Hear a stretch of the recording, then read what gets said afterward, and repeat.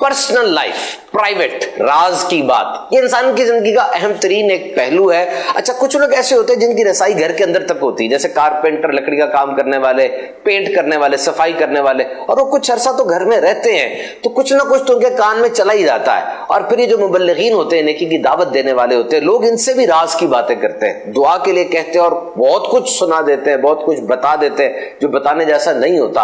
अब जो बता रहा है उसकी नीयत तो कभी कभार ऐसी है कि जी मैं बताऊंगा और हजरत सुनेंगे तो बहुत फायदा मुझे हो जाएगा। इस हालत में जिसको बताया जा रहा है उसकी कितनी जिम्मेदारी बढ़ जाती होगी। और यहां तो हाल है टू शूट द ब्रीज कि जब 4-5 बंदे बैठ गए, अब जो जबान खुलती है, किसकी इज्जत के बखिए उखड़ रहे हैं, कौन सी बातें शेयर हो रही हैं, इसका कोई अंदाजा नहीं होता। यही डॉक्टर्स के पास है कि डॉक्टर्स को भी बहुत सी राज की बातें, कई अमराज पता होते हैं। तो हुजूर अमीर अहले सुन्नत की बारगाह में अर्ज है कि ऐसी हालत में हम क्या करें। खयानत सिर्फ पैसों की तो नहीं होती, खयानत राज की और मशवरे की भी तो होती है। हुजूर ऐसी हालत में हमारा रवैया क्या होना चाहिए, ये इरशाद फरमा दीजिए। सुभान अल्लाह, सुभान अल्लाह। बड़ा पुरमग़ज़ सवाल है कि वाकई यानी कि लोग सिर्फ बोलें बता रहे होते हैं, फिर खाली जिसको बता रहे हैं इसकी भी परवाह नहीं होती, अतराफ में भी लोग सुन रहे होते हैं। बाज़ होगा तो खड़े होकर तजर्बा है कि घर की बातें लोग कर रहे होते हैं।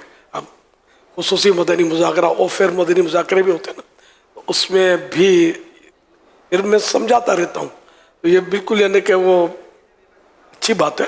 तो अगर राज की बात किसी को बतानी ज़रूरी है, अव्वल तो ज़रूरी होता नहीं है। अगर दुआ का कहना है किसी को, मतलब जैसे कि इमाम साहब को या मौलाना साहब को, लोग उलमा को दुआ के लिए अर्ज़ करते हैं, तो उसमें भी ये ज़रूरी नहीं है ना कि आप वो सारी अपनी पोल खोल दें उसके सामने। ये भी तो कह सकते हैं कि कुछ मसला है, दुआ फरमा दीजिए कि मेरा मसला हल हो जाए। तो जिस खुदा से दुआ करवानी है उसको तो पता है आपका मसला। अगर किसी हजरत को पता ना भी चले तो हरज तो नहीं है। तो आप इन हजरत का भरोसा क्या जिनको हम समझते हैं कि ये पता नहीं कि हर हजरत पेट के मजबूत हो, ये जरूरत तो नहीं है ना।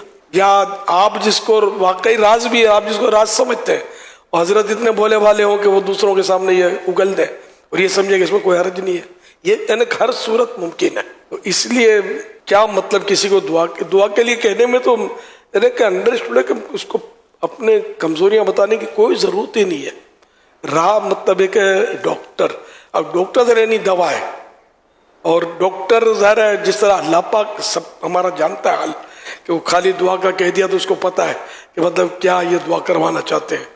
लोग नेक बंदों के जरिए दुआ करवाते हैं, अच्छी बात है, तो करवानी चाहिए, लेकिन राज हत्तल इम्कान उनको ना बताया जाए।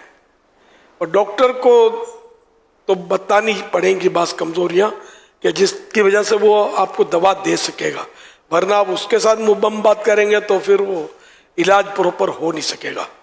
तो उनको भी इतना बताया जाए जितनी जरूरत है, तो जब जरूरत ना हो तो बताया ही ना जाए। कि किसी ने कहा है बशर राज़े दिली कहकर जलील व ख़ार होता है, निकल जाती है जब खुशबू तो गुल बेकार होता है।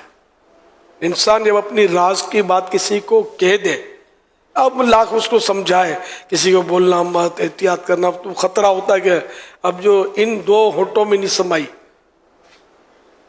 वो कहाँ समाएगी।